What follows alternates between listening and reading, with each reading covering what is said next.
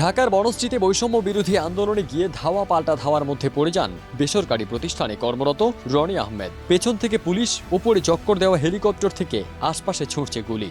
ঘটনাস্থলেই নিহত হয় 4 জন। গুলিবিদ্ধ হন রনি। বিজিবির ছোড়া গুলি তার বাঁ পায়ের উরু ভেদ করে চলে যায়। এখন রাজশাহীর বাঘায় গ্রামের বাড়িতে বিছানায় শুয়ে দিন কাটছে তার।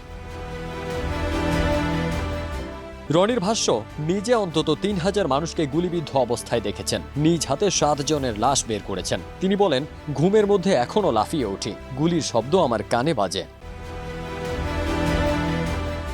রনি আরও জানায়, গত 19 জুলাই দুপুরে তিনি বাসায় ফেরার সময় দেখেন পুলিশ এসে গুলি করতে করতে চলে যাচ্ছে। নিজেকে স্থির রাখতে না পেরে লোকজনকে বলেন, যখন ঘরে ঢুকে মারবে সেই দিন বুঝবেন। এরপর এ ব্লক, জি ব্লক সহ আশপাশের লোকজন একত্র করে রাস্তায় ব্যারিকেড দেন। মাগরিবের আজান হবে, সেই মুহূর্তে ড্রোন দিয়ে দেখে কোন কোন ব্লকে লোকজন আছে। তারা রাস্তা ব্লক করে প্রধান সড়কের পাশে দাঁড়িয়ে যান। উপরে হেলিকপ্টার চক্কর দিয়ে গুলি ছুঁড়ছে। পুলিশ বিজিবি সোসাইটির মধ্যে ঢুকে অ্যাভিনিউ রোডে গুলি করা শুরু করলো। নিরাপদ স্থানে যাওয়ার জন্য দূরে গেলেন রনি। সামনে 4-5 জন ছিল। গুলি লেগে তারা পড়ে গেলেন। তাদের লাশ নেওয়ার জন্য গুলি করতে করতে ধাওয়া করলো পুলিশ। সেই সময়কার পরিস্থিতি সম্পর্কে রনি বলেন, বিজিবির ছোড়া গুলি আমার বাঁ পায়ের উরু ভেদ করে বের হয়ে গেল। অনেক রক্তপাত হচ্ছিল।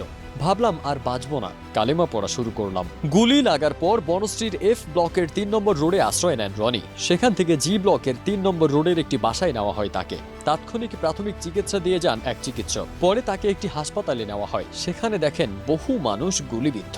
সিট নেই, মেঝেতে চিকিৎসা চলছে। পরে বনশ্রীর ভাড়া বাসায় চলে যান তিনি। সেখান থেকে গোপনে হাসপাতালে গিয়ে চিকিৎসা নিচ্ছিলেন। এরপর ঢাকা থেকে গ্রামে ফিরলেও ভয়ে বাড়িতে ছিলেন না রনি। পাশের উপজেলায় বোনের বাড়িতে আশ্রয় নেন। সেখান থেকে জানতে পারেন পুলিশ খোঁজ খবর নিচ্ছে ঢাকা থেকে কারা এলাকায় ফিরেছে। 5 আগস্ট শেখ হাসিনা পদত্যাগ করে দেশ ছাড়লে নিজ বাড়িতে ফেরেন রনি। 10 আগস্ট থেকে বাঘা উপজেলা স্বাস্থ্য কমপ্লেক্সে চিকিৎসা নিচ্ছেন তিনি। রনি রাজশাহীর বাঘা উপজেলার চণ্ডীপুর গ্রামের কৃষক এলাহি বক্স ওরফে আফাং মিয়ার দ্বিতীয় সন্তান। এক বোন, 2 ভাইয়ের মধ্যে ছোট তিনি। 2016 সালে ঢাকার university of information technology and sciences থেকে ইলেকট্রিক্যাল অ্যান্ড ইলেকট্রনিক্স ইঞ্জিনিয়ারিং বিষয়ে পাশ করেন। পরে ঢাকায় Z3 কর্পোরেশনে চাকরি জীবন শুরু করেন।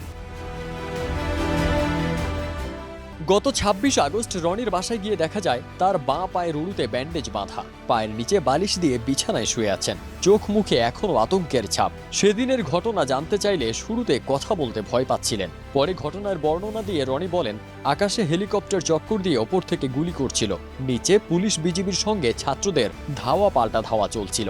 নির্বিচার গুলি করা দেখে মনের টানেই আন্দোলনে যোগ দেন তিনি। রনির গুলিবিদ্ধ পায়ে শক্তি নেই।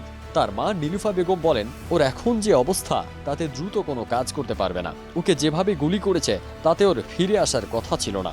আল্লাহ ওকে বাঁচিয়ে রেখেছেন। বাবা এলাহি বক্স বলেন, দেশে যেন এমন পরিস্থিতি আর দেখতে না হয়। এদিকে বাঘা উপজেলা স্বাস্থ্য ও পরিবার পরিকল্পনা কর্মকর্তা ডাক্তার আসাদুজ্জামান বলেন, সময় লাগবে রনির। পারদিন সানি, দেশ রূপান্তর।